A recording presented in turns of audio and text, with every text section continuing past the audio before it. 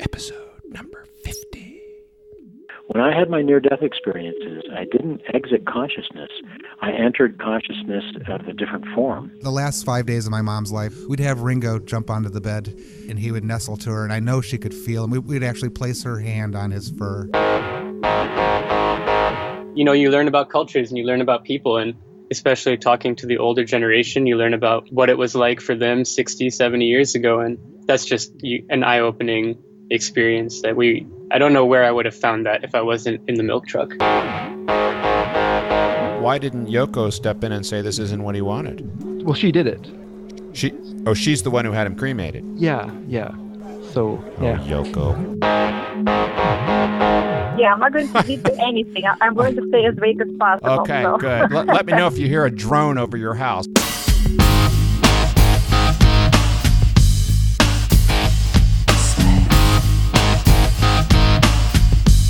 Hi, this is Brant Huddleston, host of Dance Past Sunset, the show where we explore innovative ways older adults enjoy peak life experiences well into and even past their sunset years. Today, you'll hear the second of my two-part interview with Tricia Pimental, International Living Magazine's Portugal correspondent, who bounced around the United States with her husband Keith until they landed in Fundao, Portugal, in the cherry capital of the country, about 2 hours north of Lisbon. Why did she bounce? Well, you'll just have to listen to find out, but that part of her story sure caught me by surprise.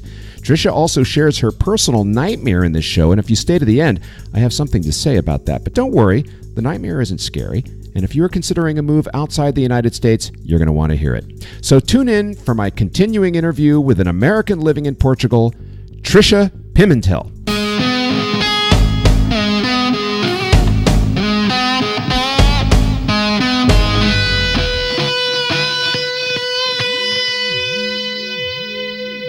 So I have this theory about Europe, and I've lived there and traveled extensively throughout. And I divide the continent by people of the snow, which would be Scandinavians, Germans, Northern French, Belgians, and so forth, Swiss, and people of the sun, which would be Italians, Greeks, Southern French, Spaniards, and maybe Portuguese as well, Portugal. Is that, where you've got, look, if you want the trains to run on time and you want squeaky clean, that's your people of the snow. But if you want party time fun, laughter, dance, and wine, that's your people of the sun. But it might be a little dirtier. Where would you put it? First of all, is that a fair, I know it's done with an axe. There's far more subtleties. I was going to put it a little bit more genteelly. It's a rather broad brush that you're painting with rather than X. But I would say in general, you're right. I remember one time I was in, I think it was Munich or Berlin. This is many years ago, and King Juan Carlos of Spain was coming into they shut down the airport for something. Mm-hmm. And my plane still took off on time to go. That's Germany. Yeah. I just remember taking a train from Italy up through Switzerland, and you're on the train with the Italians, and you're yucking it up and having a picnic with wine, and everybody's kind of laughing. As soon as the Italians got off and the Swiss got on, all the jokes stopped. Yeah. Okay, time to get serious. Where would you put the Portuguese people on that broad scale? These, I have found, first of all, they're happy, warm, fun-loving, love to eat, drink, dance, play music, love their families, love their close connections with friends. They are extremely Southern, to use that. People of the sun. People of the sun. But things are... I have walked into restrooms, just about being clean popped into my head, on autostradas here, that put anything that you would see in the United States to shame, where you could... I hate such a cliche, eat off the floor. But, I mean, these places are spotless, and there's always somebody in there with a mop, and it's packed with all the supplies you need. They are extremely fastidious. From everything that I've seen in 6 years, and I've been all over the country. I've lived all over the country except for the Algarve, but I've visited that too. So, and they are also quite on time. Things, well, except when you want to have a house closing. Never mind, I'll take that back. Yeah, and you run into that old world stuff. Well, was it fair to say that Keith was the one who kind of spearheaded this move for you guys, and that you said you followed along, or did I misunderstand? You're correct on both counts. We would come to Europe every year for 10 days, 2 weeks, sometimes 3 weeks even. And we'd go back home at the time. Well, we lived all over the United States. This is part of he's the nomad in the family for sure. When I met him, I had been living for 17 years in the same house. And we would get back, and we were living in Park City, Utah, or just outside of it, right before we moved here. And I was looking forward to my season pass at Deer Valley Ski Resort, where I could ski 5 days a week, midweek. And I was happy there, very happy. Yeah. And this was, you were single at the time? No, we were married. Okay, so you met him, I take it, in when you were living in LA. I did. And you were still in the same house. You're still in your same California house for the 17th year. I had been. Yeah, you met this gentleman, and at some point he moved you to Park City, Utah. Well, no, actually, I wrote a book about this because it's it's called A Movable Marriage, and he moved me to Florida 5 times, to New Hampshire, Nevada, Utah twice. I mean, it was my living nightmare. Why? Why was it? Because I like stability. I love to travel. I love meeting people. I love trying new foods and seeing new architecture and geography and all that. However, I like to come home to a home base. And I would say to him, why can't we just do all this travel and then we come home to our nest? And he would say we can have a nest anywhere. I see the Freudian slip. I said everywhere. It was difficult for me to get my mind around the fact that we couldn't just travel and then come home to our nest, to one place that we called our own, where our little comfort factors were there and our familiar your stuff. Yeah, that makes perfect sense to me. And by the way, that is exactly what my new Brazilian wife wants. She doesn't mind traveling, but she wants that home base. And I'm kind of struggling with, well, for one thing, the cost of it. So if you're living in Portugal for 6, 8, 10 months, and you're also paying for a condo in Washington, D.C., that's empty, by the way, that's expensive. So was this one of the things that Keith was struggling with? Did he want to go completely nomadic with no nest, and was asking you to come along, or was that your living nightmare, or was it something else? Well, he did say at one point in time we could just travel like for a year or two and just keep going around places in the world. I mean, there are plenty of people that you read about on International Living magazine that have no home base, zero. They live entirely out of suitcases, and they'll go to a place for a year and they'll live there, and then when they're done, they don't even bring furniture or anything. They just go to a new place and buy all new furniture or rent furnished places. I mean, that is a model, right, that you see, but this was not the model that you wanted. So I'm sorry to interrupt you, but clarify that.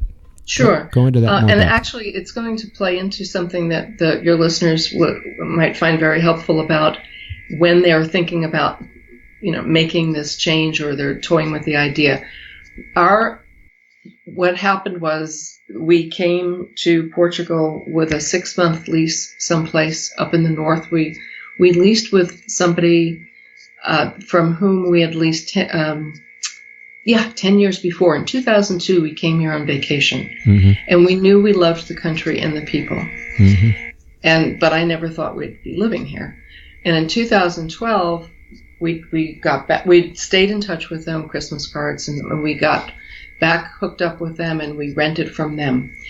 And then, but we didn't move anything there. All our stuff went into Indiana, into storage in Indiana when we sold our house in Utah. Mm-hmm.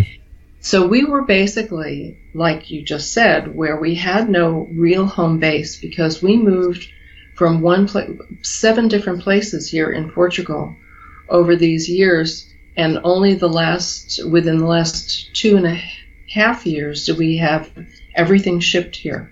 So for many years, your precious stuff, the things that you had in storage in Indiana that was meaningful to you, was something you just you didn't see it. It was out of your life. Right. We came here with 2 suitcases and a carry-on each in 2012. Was that the nightmare, or expand on the nightmare? Like, what were you feeling, and what was causing the negative feelings, and how did you transform emotionally? The negative feelings were that he had moved me all around the country too. And then it wasn't enough to move me all around the country. Now he wanted to move me out of the country. And I felt like I wanted to dirty guy.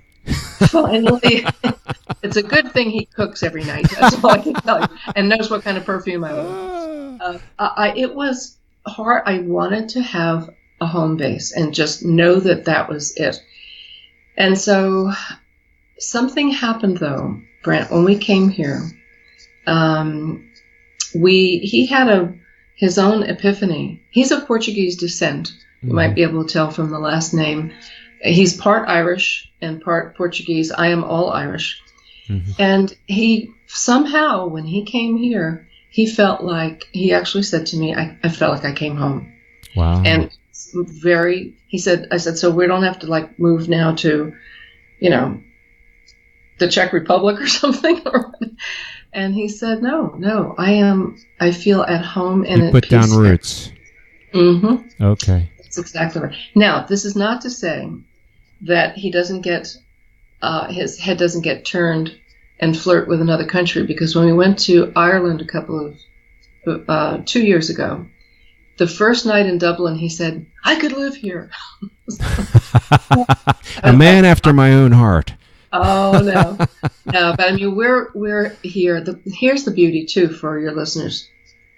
When you find a place that's as affordable and beautiful and runs as well as this country does, I mean, I don't know, whatever their problems are, every problem, government has problems with their hierarchies and all that. It's not filtering down to us. And when you live in a country that is as wonderful as we have found it, and you can just drive across the border and, we're going to Madrid in a couple of weeks just to pick up some furniture that we bought. We spend New Year's Eves in France with friends. This is the beauty of being here, where at this time, at least now, with the Schengen community, you just drive wherever you want, and you can see it all, experience it all, stay in little hotels. We go stop little places, booking.com or, whatever. We look up on the internet at 5:00 in the evening when we're on the road, and we find a place for around €30 a night that will take our little dog. Which is about, right now, it's almost 1-to-1, so that's about $30. Maybe a little bit more, right? $36, something like that. Mm-hmm. And it's minimal. So you can see everything, and just if you come across a historic site that you think that you might want to visit, you have the luxury and the freedom to do it. You're not on a 10-day, 2-week. Actually, I have nothing bad to say about tours, because I've been on a couple in my life, and I found them very, very helpful when you are just tasting. As a matter of fact, there'll be a tour here in Lisbon in the Algarve, and then also in Marbella, Costa del Sol in Spain this fall, that International Living is sponsoring, and I'll be on the Portuguese part of it. When you're on a tour, you sample. It's like, a little smorgasbord, and you can see what you like and what you don't, and it's for you. So when the wanderlust first set in with Keith, I guess, did he look at other countries? What was the process for deciding on Portugal? And did he look south? Did he look at Latin America? And did you guys make any reconnaissance visits to other countries with this thought in mind, we're going to leave the United States and we're going to put down roots outside? Yes, I think it was, maybe 2008 or so, he was looking in Ecuador, based on Dan's writings, by the way. My husband went with his son Jesse to Cotocachi, the capital is Quito, and then to spend like a week in Cotocachi. He decided it wasn't for him. He loved it. He thought it was charming. He went without you. Right. To do a kind of a reconnaissance mission to say, could I live here? Right. We generally try to travel separately anyway because of our little dog. We have a little Maltese. I see. And while he can fly under the seat in front of us, it's wear and tear on him. It's expensive, and he's quite content just being in one place. Give me some context with what was going on with Keith professionally at that time, because I assume he had a career. And was he wanting out, or was he wanting to retire, or what was happening? Did he want to start a new business, that would allow him to live and work from anywhere, or what was going on with him in that regard? Well, I think you'll find this as no surprise, but he's had many businesses, many careers. He's owned a restaurant in Nevada and a general store in the woods near the Canadian border in New Hampshire. He's been a stockbroker. He's in the health industry. He does money management, online trading. I mean, I got to meet this guy. He's quite a fantastic person, I must say. But so it didn't matter to him. He could, as long as he has, as he does now, his computer and cell phone, internet connection, he's set. So he still actually works for somebody in the United States and has that regular income. But he also has a little health practice here, where alternative medicine. So he's basically a free, independent spirit and agent. So, but what he wanted to experience a different culture. And so that's how he was just hungry to see what it was like in the rest of the world. And that's what happened with the Ecuador situation. And when he came back and he said, I don't think this is going to be for us. We really like the European feel, these cobblestone streets and Gothic this and that. And yeah, me too. Yeah. So you asked about why we got to Portugal. We looked at France because I speak fluent French, and that was our first choice. And we have both been stranded, Keith and I, in either Charles de Gaulle or JFK because of air traffic control strikes or flight attendants. There's a lot of striking that goes on in France, and it's expensive. So we ruled that out, and then we looked at Spain. And this is just a total freak thing. You know, people say it's a sign. Well, we sent out so many emails to realtors in Spain asking for 6, 9 month, even 1 year leases. And we were finding these fabulous places online for like $600, $800 a month, 3 bedrooms on the waterfront and the Costa del whatever. Not one person responded to us, not one real estate person. And we were kind of thinking, to be fair, this was like the springtime into summer. And I'm thinking that maybe real estate agents during that time period are really focused on 1 week rentals for $1,000 or $1,500 a month because of summertime, as opposed to $1,000 for per month. So you know what I'm saying? It's yeah. So I guess we were not of interest if we said we wanted to live someplace for $600 a month and sign a year lease. It was just not appealing. Other than the fact that you already speak fluent French, how much did the language issue factor in? So, of course, if you're going to move to a new place, you're going to probably want to learn that language. And this is another question that I have for myself personally. Obviously, my wife speaks fluent Portuguese. and Brazilian Portuguese, not Portuguese. And I got to tell you just a little story. So when I was romancing her, I went online and found a romantic poem in Portuguese, and I memorized it, and I recorded it and sent it to her, and I didn't hear anything back. She was in D.C., I was in Richmond, and I didn't hear anything, and for a long time I didn't hear anything, and finally one day I said, "Did you get my poem?" And she went, "Yeah, I got it." I didn't have a clue what the hell you were talking about. It turns out that it was Portuguese, not Brazilian Portuguese. And there are differences. And then with my thick American accent, it just became unintelligible.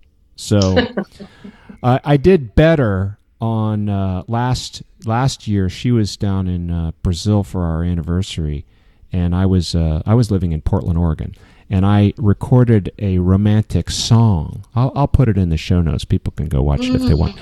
And I memorized the Brazilian Portuguese lyrics to this song and sang it to her for our anniversary. I did better on that one. I would say so. I got thumbs up. But let's go back to the language issue. So, you're saying to yourself, all right, I speak fluent French, I speak English, but now I'm moving to a foreign country where I'm going to have to learn a new language, and it's either going to be Spanish or Portuguese.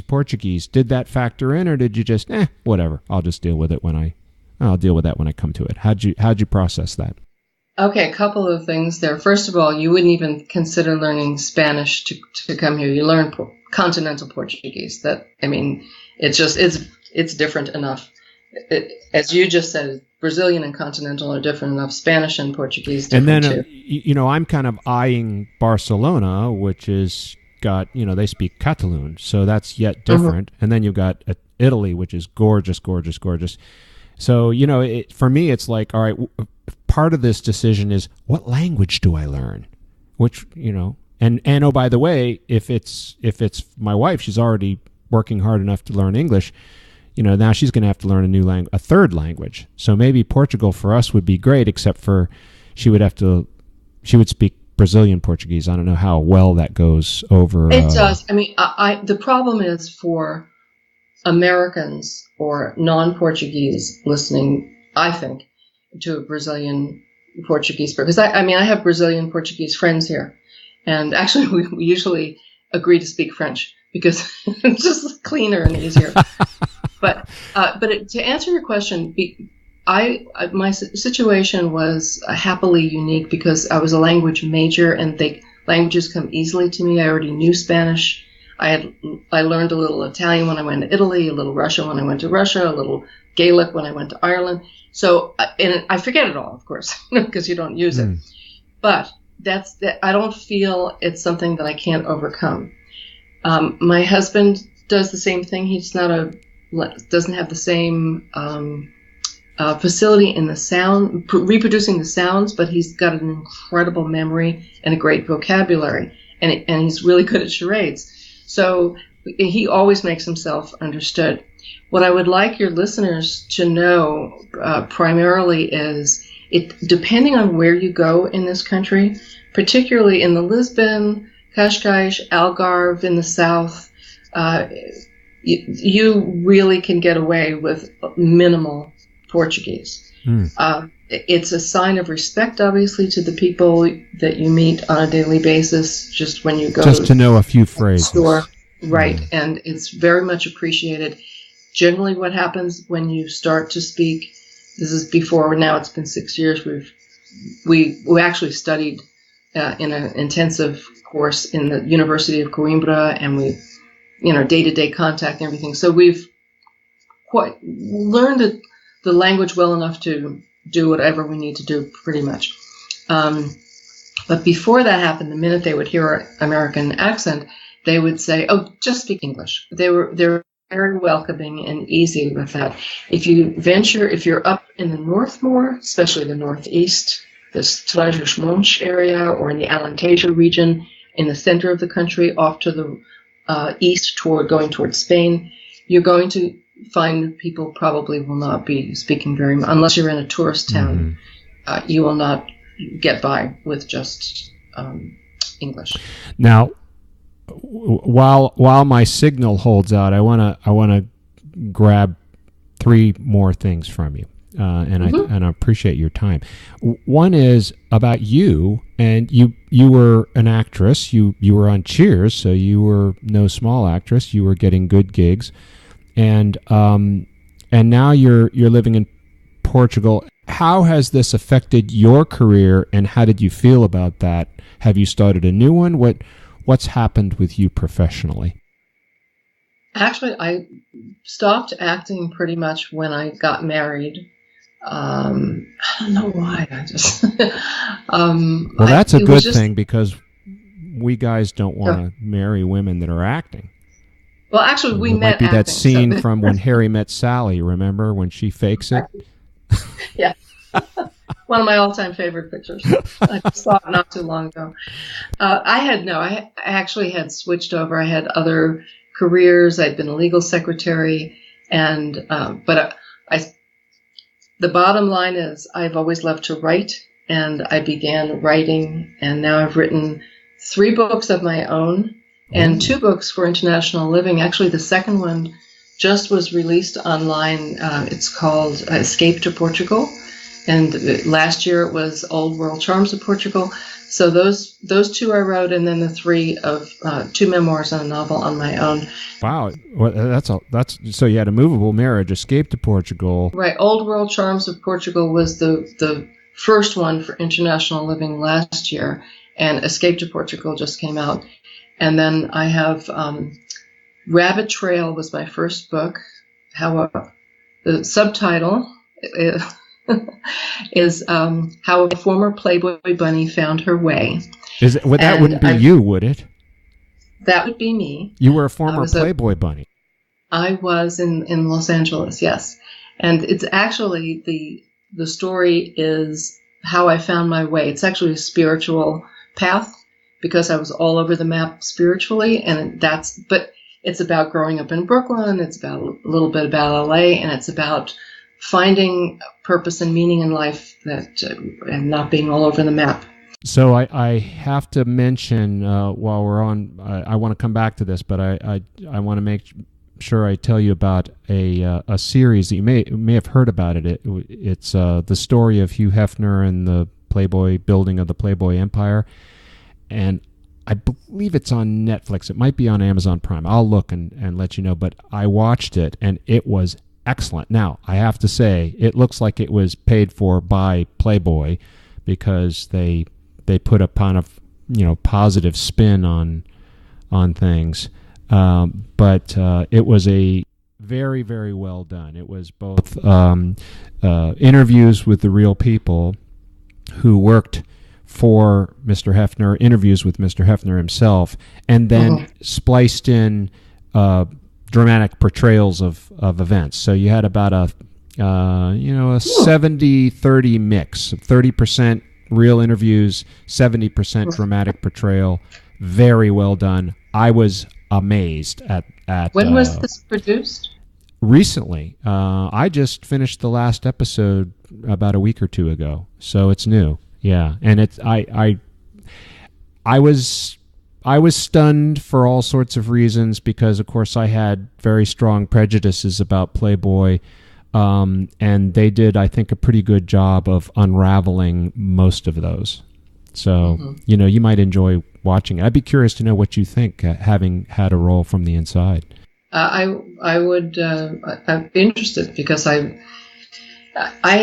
feel differently now than when I did when I was there, to a certain extent. But I never had a bad situation happen. They were incredible to me. They would pay for your college education. I already had my college education, my language degree, but they were a marvelous company to work for in terms of how they took care of you, and just never got involved in anything that was troublesome, and it's I loved it. Really interesting thing because, that it's easy to think of Hugh Hefner as having objectified women, which I guess he kind of did, he did.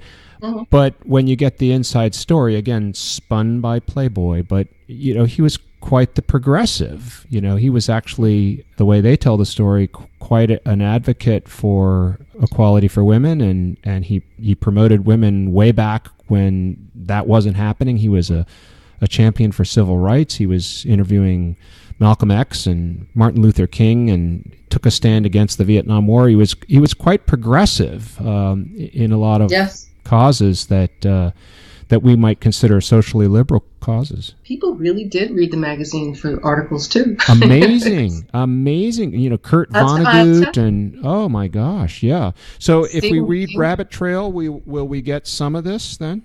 A little bit, yeah. Okay. I just wanted to say one quick thing to you about this. The way I got into acting was I was a bunny at the club, and on The Odd Couple, remember the old Odd Couple with Tony Randall and John Husband? Mm-hmm. The storyline centered around Tony Randall's character having a girlfriend who was a Playboy bunny, and Hef wouldn't let any extras, background people, wear our trademark outfits. So the extras had to be bunnies. So I was on the set, and that's how I got my Screen Actors Guild card and all that. But on the set, when we took a break, Tony Randall and I started speaking, and he said, "What are you doing here?" And I said, "What do you mean, what am I doing here?" And he said, "No, I mean, you have a degree, you have a bachelor's degree, you should be doing something, what do you love?" And I said, "I love legal things." And he said, "Well, go to law school, or at least, become a paralegal or do something." And he said, you really should move on. And it wasn't long after that, actually, that I decided that maybe a year or two, because some of these bunnies stayed for 11 years, 12 years. Mm-hmm. And so just a little aside, I thought Tony Randall was just amazing and talented and such an intellect. So that's how. I'm gonna send you the link to the show, and if you watch an episode or two, if it grabs you, I'd love to know what you think about it. So we'll come back to that. There was one other thing I wanted to dig into. You said you return home 2 to 4 times a year, and that can get expensive, with airfare and so forth. So to what extent do you find that the cost of maintaining those familial connections back in the United States with travel costs and so forth kind of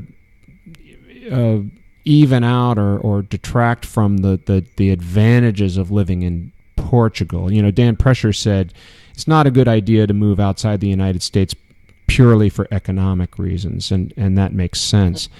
But do you find that when it all nets out, including those costs back to the United States, you're not really a whole lot farther ahead than if you just lived in Cincinnati? Okay. We have a unique situation in that a lot of my flights are covered with frequent flyer mileage from my husband's employment. And so that's a plus. I know when I want to go pretty much always. And so I've had round trip airfares for Lisbon to LA for $800, which is, really, really good. Yeah. If you book on the spur of the moment, it can be $2,200 one way economy. So pick your timing. So we have not spent, and when my husband travels, it's paid for by his work. Mm-hmm. So that has not been an expense for us in that way. And then I stay with my daughters, I stay with my brother, my best friend, and so on. I will say in general for your listeners' benefit that when we moved here, immediately and consistently, we spend about a third of what we did in the United States. A third? A third. Wow. You can easily have the typical Portuguese family of 4. The income for the breadwinner is about $1,400 a month. The equivalent of $1,400, or maybe it's €1,400 now. No, $1,400, I think. So things are very inexpensive in general. The things that are expensive are gasoline, electricity, and cars. Mm-hmm. Other than that, you go and have an espresso instead of paying $3 someplace, it's 65 cents, that kind of thing. You have a glass of wine somewhere, same thing. It's $1.50 instead of $14 like I just paid in Los Angeles not long ago. Yeah, I totally get that. I mentioned that I was in Portugal in 2011. I was down in Salema, down in the near the Vila de Bispo in the Algarve. So I was there for about a week, and then I saw the Lagos and Cape Sagres, the end of the world, and and then we went up to Lisbon, and we were in Lisbon for a while. But prior to that, I was in Malaga, Spain, which is a wonderful coastal town right on the Mediterranean, and I was sitting at some little cafe, beautiful, bustling old town with the cobblestone streets, like you said, the cathedral, and everybody's out in the street performers, and just magic. I mean, for me, it brings back so many warm childhood memories of living in Europe. But I was at this cafe, and they had these delicious tapas with fresh seafood that they just plucked out of the ocean hours before, out of the Mediterranean, and goblets of red wine made right there. And I had a glass of wine and 2 tapas, and the whole of course, no tip there. You don't tip there. And the whole thing cost me $8, and I was like, you couldn't touch this for $8 in the United States. Well, prices have gone up in Spain, I can tell you, because don't tell me that.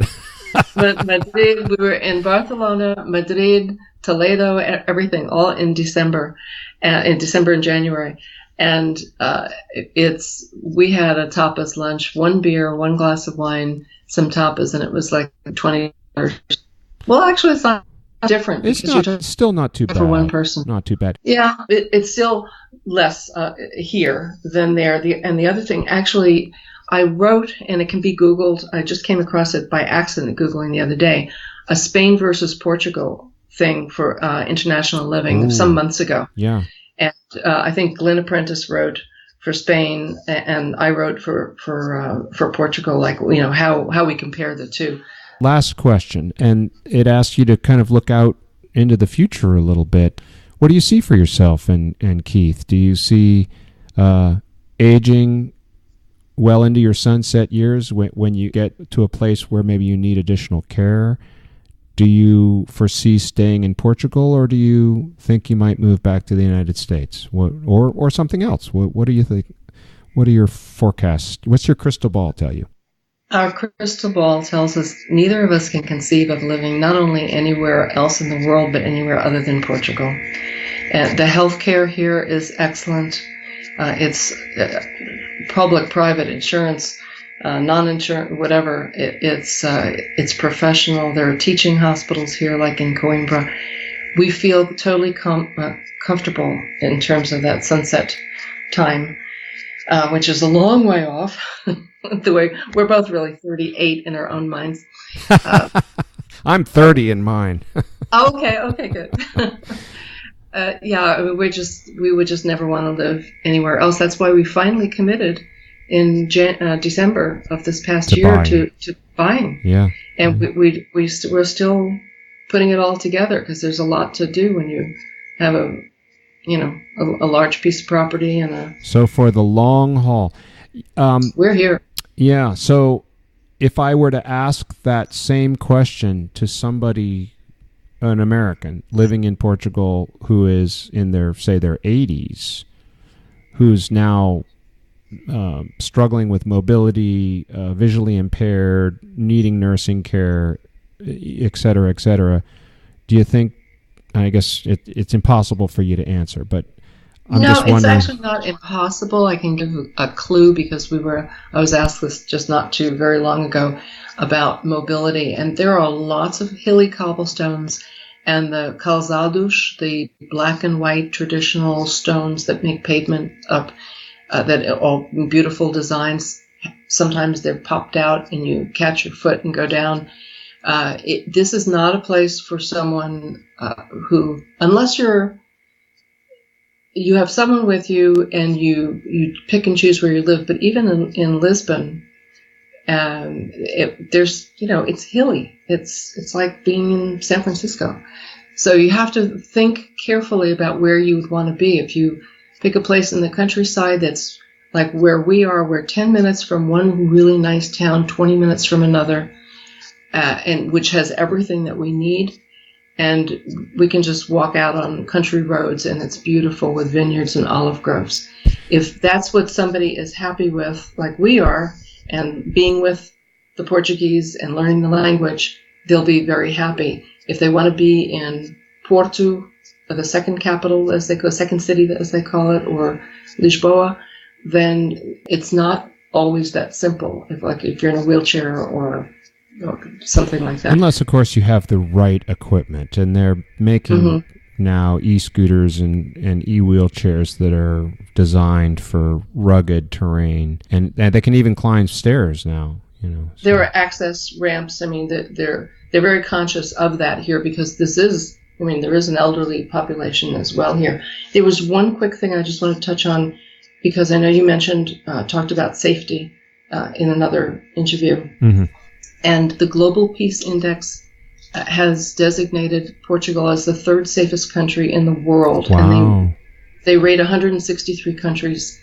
So is there petty theft, crime of opportunity? If you're on a story of some expats who had just gotten from the airport and got on a bus to go to a tourist site and somebody lifted their wallet, that happens. But it is so rare and unusual, and the crimes, it's not violent crime.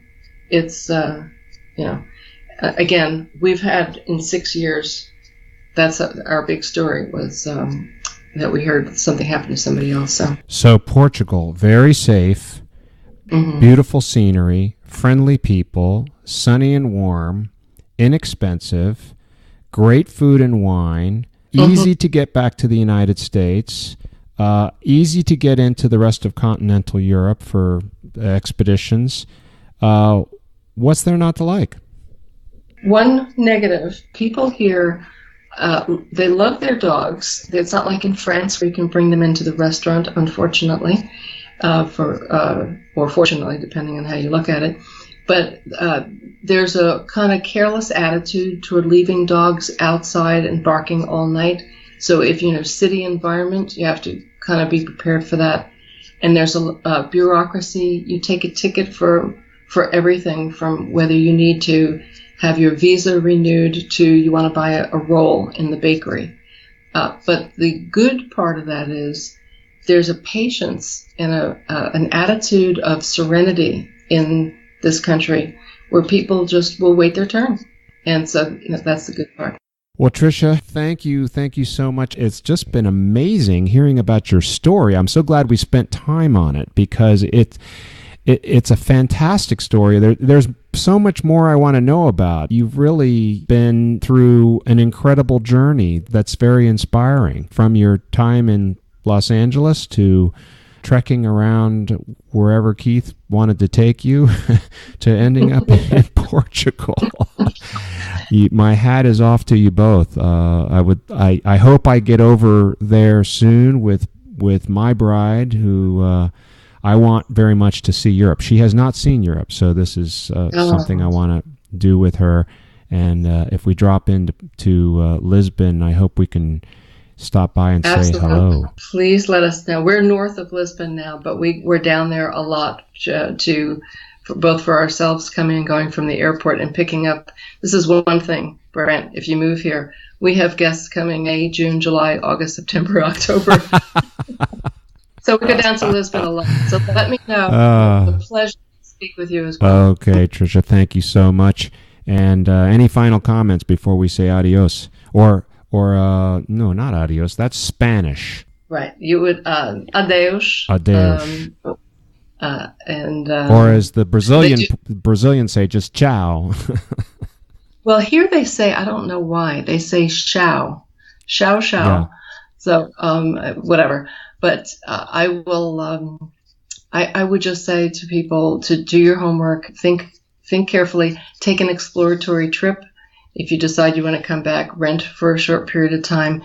And also it is When we say the climate is warm, it is not beach weather, north to south, 12 months a year. There are variations and fluctuations from mid-Atlantic to Mediterranean. So just, have to do a little research on it. But no matter what, it's still temperate, even in the north in the winter. So it's a beautiful place to come. And so come check it out. And you please call when you get here. I will for sure. Thank you so much. I really admire Tricia and Keith and how they teamed up on their great adventure. They each brought a unique and valuable perspective to their partnership and then worked together through the challenges. The way they collaborate on their journey, which isn't over yet by a long shot, reminds me of the model of marriage proposed in a book I read years ago by psychiatrist and author M. Scott Peck, one called The Road Less Traveled.